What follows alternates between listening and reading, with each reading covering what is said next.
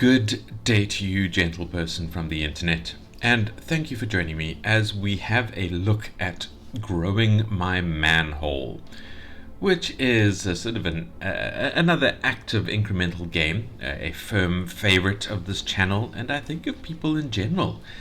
I'm not really sure what the current trend is in terms of game design choices. I remember back in the day it was platformers. Every second game that you found on those old sites like like Newgrounds, old Flash sites and things like that, they were always platformers. You had a million of them, and you still see platformers these days, but they seem to be less popular than these kind of incremental type games where you have some kind of gameplay mechanic and then an upgrade tree to make your gameplay mechanic do a bit better.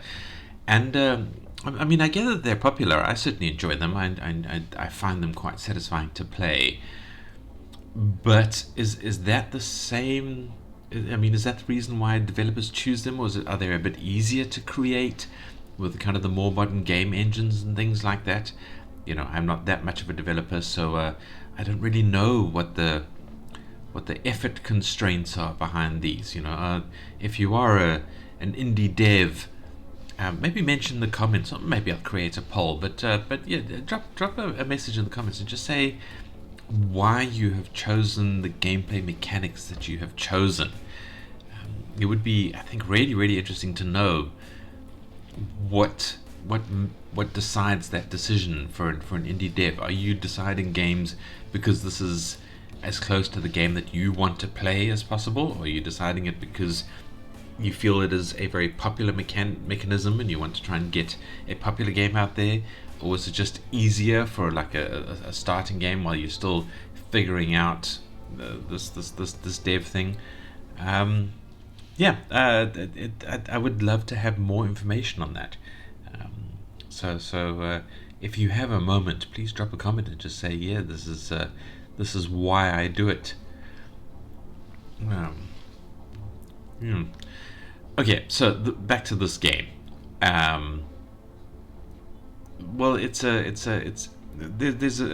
some very popular games out there that are about swallowing things. I mean, I've even seen them in kind of YouTube adverts and that kind of stuff, especially under shorts, where you move a hole around and things drop into the hole, and then you gain points, or in this case money for some reason, which then allows you to purchase upgrades to make the hole more effective at swallowing things. And it gets a bit silly. You're swallowing islands and volcanoes and things like that, which is I don't think how physics quite works. You would just be consuming the planet at that point. But there gets a point where it's not really meant to be serious in terms of what you're swallowing. It's just meant to be it's a bigger thing, and I like that. I like that a lot. That kind of just the impression of something getting bigger, given rather than any sort of actual demonstration, as it were. I like the way games can sometimes slide into the meta representation. I don't think it's great for a game that's trying to be big and complex and deep, but for a game that is an idle free browser game, it is quite a powerful tool to give some kind of depth to gameplay, if that makes any sense. Anyway, I've spoken about it enough for the moment. Let us jump in and give it some play. Just before we do that, let's have a look at the credits page. Gearbyte Games are the people, and then Kevin Mevlana for the audio, and Silver. Okay, these are the people within Gearbyte Games. Well, good job, guys. This is a fun game. Options, we have the quality of life controls that I like to see, even a resolution setting, CRT filter. We turn that off. Alright, well, I'll leave it on just because I'm showing you the game as its default state as possible. And there is a wishlist on Steam button. I played through to the end of the demo.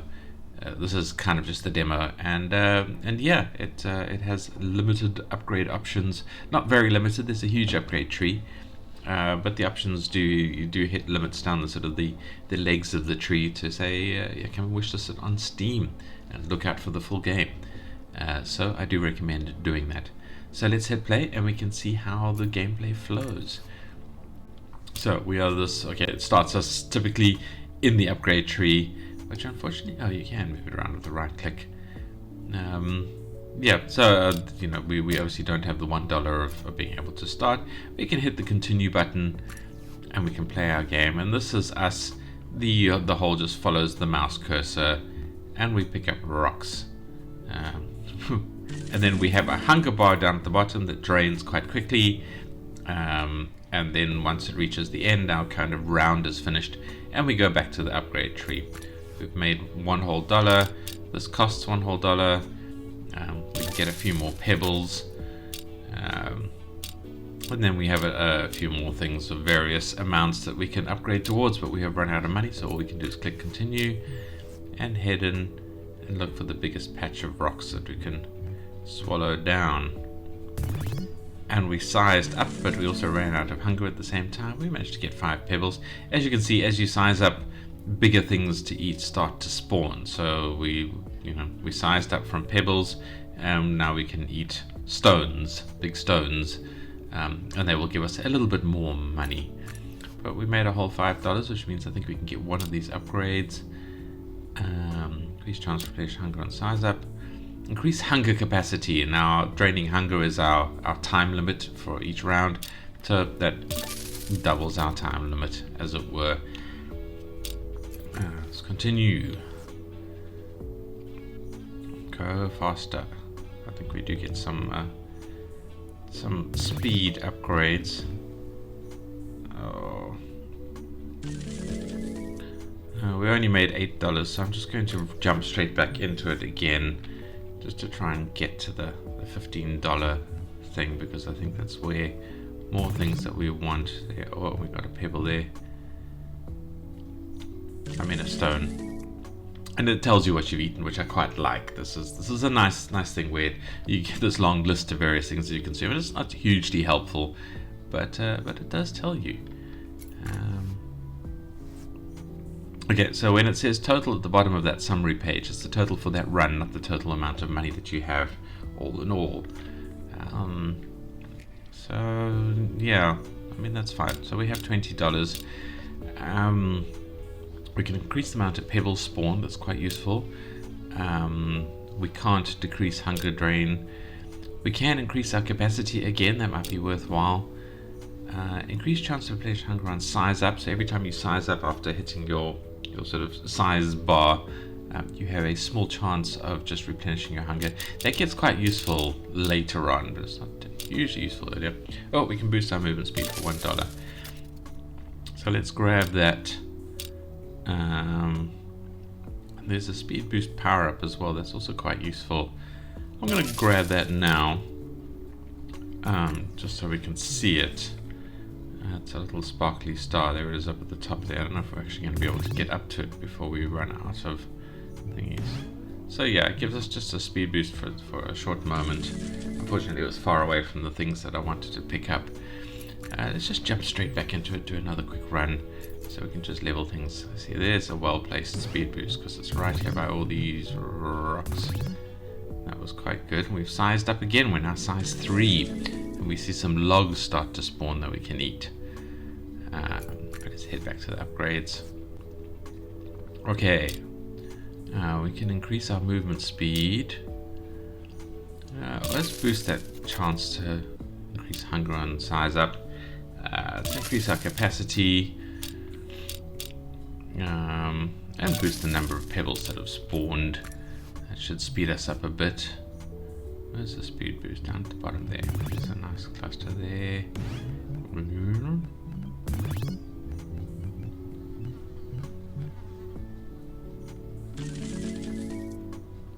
Alright, that wasn't too bad. We have $30. I don't know why this is an upgrade. Make objects move slightly. That doesn't really have much value that I can see. It's an interesting upgrade. Oh man, $30. Okay, we can increase the value of pebbles, so we can double the value of our initial things that we're picking up. That was exactly $30, so not bad. Oh, let's head for the speed boost. finished up. Oh, just 0 stones, but we do have logs. We can grab the logs. Just before we got to those ones. But that's fine, that was a nice run. $72, not bad at all. What is this? Okay, that's 150 bucks, so that's quite hectic. Now we can decrease our hunger drain. It'll give us some more pickup time. Yeah, I found the tree actually quite nice to navigate. We can increase our movement speed there, so that's quite valuable as well. Yeah, navigate. Actually, it's not that easy to navigate, but we'll talk about that in the critique section. But it was quite well balanced. I felt that I wasn't lagging too far behind on upgrades. I'm going to do another straight new run just to get the money up there. But yeah, the balance was pretty good, and I did feel like I was progressing at a comfortable rate. So that was good, but I don't like the way the tree works. And you know what? I think I've shown enough gameplay. Really, we've seen enough how this game flows. The link is in the description. I do recommend coming to play it. But I'm gonna stop on the gameplay other than the little bits I tend to show while I'm talking about the critique part of the video. So watch on if you're interested in hearing the critique and seeing a little bit more gameplay maybe as we forge ahead. Otherwise, thank you for watching, and I hope to see you in the next video. Don't forget to like or dislike if you like or dislike the video, not the game. If you like or dislike the game, go tell the dev and itch.io, links in the description. But if you liked or disliked the video, then drop a thumbs up or a thumbs down, and maybe a comment telling me why you liked it or disliked it, because that does help me hopefully become a better YouTuber and make better videos that are more entertaining for you. So I would appreciate that greatly. And drop a subscription if you want to see more indie games reviewed. I try to do one a day, which is a fairly steady rate of little games like this that I just have a look at, show a little bit of gameplay, give it a little bit of critique to help all the game devs and things out there. And yeah, that's kind of what we do around here. So drop a subscribe if that sounds good. And there will be other videos as well talking about the indie game industry and related topics in the future, and we relook at some old videos that I've done, or at least the games in those videos. We look at the games and see how they've changed since then. I'm actually overdue one of those. I need to do another one in the near future, but we shall see what happens. But yeah, drop a subscribe if that sounds interesting, and I look forward to seeing you guys as part of the community. I'm also probably going to get a Discord channel set up and things like that, something I've been promising for a while, but Discord had all of that funniness with trying to get user identification, verification, age verification, and all of that stuff. So I was hanging back and waiting to see how that rolled out. And there's also a buy me a coffee and a Patreon thing. There's no real benefits for that or YouTube membership once it finally unlocks for me. Planned at the moment. I'm not quite sure what to give you guys who actually hand over some of your delightful cash. So yeah, leave some comments if you have any ideas for what you want me to do for like memberships and things. I've got a couple of polls here and there, but not too much response on those. I guess people don't know what they want. So we can stare at each other blankly because neither of us know what to do with that kind of thing. I mean, sort of member-only videos is fine, but that's I don't like the idea of sort of constraining the videos so that people can't see them. But maybe I'm just being oversensitive there. Anyway, thank you for watching. If you're sticking around for the critiques, well, the UI is not bad. There isn't really a tutorial or anything, but it's a fairly simple gameplay mechanism. I do like to see tutorials because I do think they're a good way to guide the player into your game and make sure that their first few minutes of the game is a good experience, because that's really, really valuable for how well a game does, how comfortable the player is playing the game. If you give them a good time in the first few minutes, and even if the level of play drops down later, they're still having a good time, so they're still in a positive mood. Whereas if the game starts and they're all confused and bored and don't know what the hell's going on, it puts a negative slant on the rest of the game, even if the rest of the game is good. So focus on those first few minutes to really bring your player in and make sure they have a good time, and a good tutorial is a good way to do that. Otherwise, the UI is fantastic. You know, there's many options. Although, can we get to the menu? I don't think we can. I've started this now, so I don't know if I've. Let me just get back to the upgrades. If I hit escape. Okay, so if I hit escape, escape's never a good button for it on itch.io because it takes you out of full screen and things like that. But that's fine. Yeah, so and then we get to the options menu there, so you can get to the options while playing. There's a resume game button there. So yeah, full marks for the UI design in general. I like the theming, I like the layout, I like the functionality that it offers. Bravo. Actually, while we're here, let's drop this CRT filter down and see how that changes the game looks. It just makes it a little bit sharper and clearer, I guess. How do I full screen this again? Oh, it's a bit further down. There we go. Yeah, not too bad. I mean, it's pixely art, and the things with the filters and that is that they do make the pixely art like seem more convincing and things like that. So oh, we got a hay bale. Nice. So yeah, that's why I think filters are popular, because they do offer that make the art look a little bit better, but so the impression. But yeah, I mean, you know, millions of people do that on TikTok and things like that. Use filters to make themselves look nicer. It's, you know, I guess it's up to you. If it bothers you, turn the filter off. If it doesn't bother you, leave it on, because it makes the game just that little bit more comfortable to look at, I guess. And more interesting, perhaps. So we've already talked about the UI and the art. I mean, the game looks fine for what it looks like. It gets a bit silly later with the volcanoes and the forests, the very square forests and things like that. They're just shapes, really, that you're swallowing at that point, and you don't really care about what it is you're eating. You just need to eat more things to climb up the tree. So yeah, I mean, it's not quite as good looking as some of the games that you actually pay for money, I guess, and things that you kind of see with this kind of mechanism as a whole, swallowing things. But yeah, it works fine. The basic gameplay mechanic is there. The game looks good enough that you can enjoy the basic gameplay mechanic. So I'm not going to fuss too much about it. Well, we can talk about it a bit in the gameplay thing. The sounds, the game sounds fine. I quite like this music. I don't know if this music really matches the gameplay. It's relaxing, and this game is quite relaxing, so I guess it matches it from that angle. But is it? Yeah, is it really appropriate for what we're doing here? I don't know. I'm reluctant to argue against it, because I quite like these kind of lo-fi relaxation vibes. So whenever I see one in a game, I'm like, yeah, no, keep going with this. This is good. This is good music. But I don't know if it quite matches the theme of this. Although I can't really think of what I would want to listen to. You know, sort of electronica or something would be maybe a little too high energy. I don't know. It's worth some consideration. Otherwise, the sounds are fine. I guess if I'm missing something, the sounds of eating things.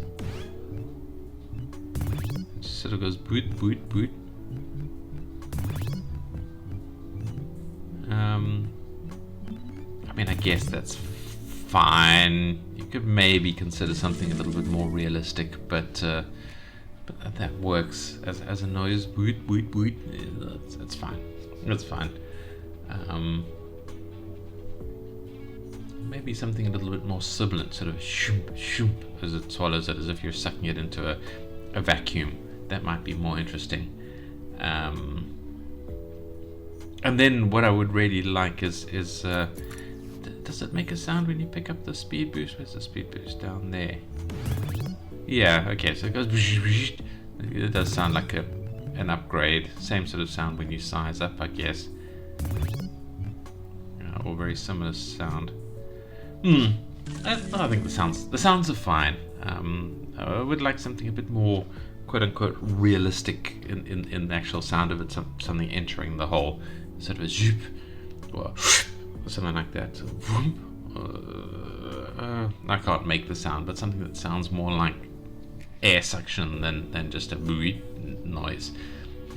But that's not important. That's just a personal opinion there. So then, let's talk about gameplay mechanics. First of all, I don't like the descriptions of the bigger things that you eat. Kind of like once you get past hay bales, you start eating like cars and things, and those are fine. But then you get to things like buildings and forests and mountains, and they're all scattered randomly like this around it. So like, what the hell? Who's building buildings on top of each other, like randomly around on this map? It gets silly very quickly. So I would say shift the kind of the story, the setting, and things like that. So instead of a hole eating physical objects like stones and things like that, make it a hole that's eating data, and these are various data shapes of various sizes, or something like those. Something that is more justified as being randomly scattered, or junk or something like that. You're a junk eating hole, and you just eat bigger and bigger junk, but obviously it doesn't get to the size of like islands and continents. Instead, it just stays within that realm. So you're eating bits and then scrap metal, and then bicycles and microwaves and all that kind of stuff. And the biggest thing is like maybe cars or stuff like that, and that's when you're reaching the end of the demo. I don't know, something along those lines, something to justify it a bit more. Again, it's not important, because really it's just moving the circle onto the shapes, and trying to get more and more shapes and climb up levels and things like that. Like the meta is more important than the actual gameplay justification, and that's not something I normally say. And I do like my storylines, I do like my lore, I do like the link to realism that you might see in these kinds of games, but again, you got to balance it around what pleases the player and what is interesting to see, and the gameplay mechanics. So this is fine, is essentially what I'm trying to say. Maybe just shift the setting and the text around it, just to make it something that seems a little bit less wacky as you get into the later game. Because that might make people a bit more comfortable with it. Just a thought there, really. If I have a serious criticism, this upgrade menu needs the 3 color phase that a lot of upgrade menus have. So gray things out that you can't afford. This is quite a nice color for stuff that you have finished buying. This is not a bad color for things that you can buy, that you can afford. But you want it so that when you buy something, anything you can no longer afford should go grey, like the things that are locked over here. So it becomes easy for the player to see what they can still buy with the amount of money that they have left.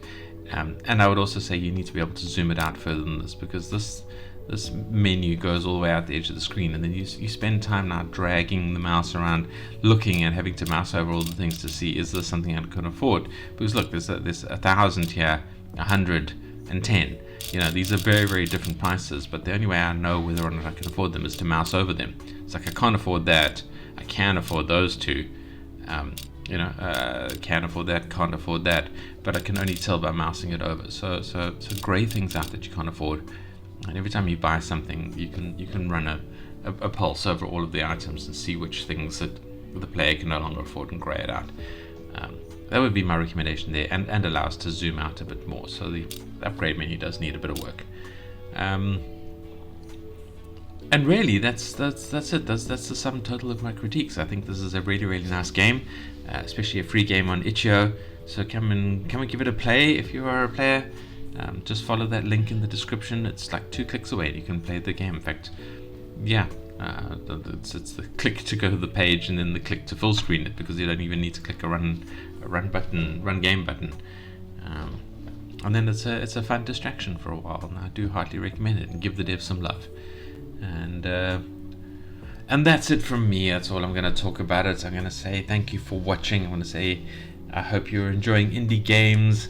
Fight the good fight against the AAA behemoths that are, trying to strip all our money and not give us good experiences. And I hope you have a good day. And I hope to see you in the next video. Goodbye.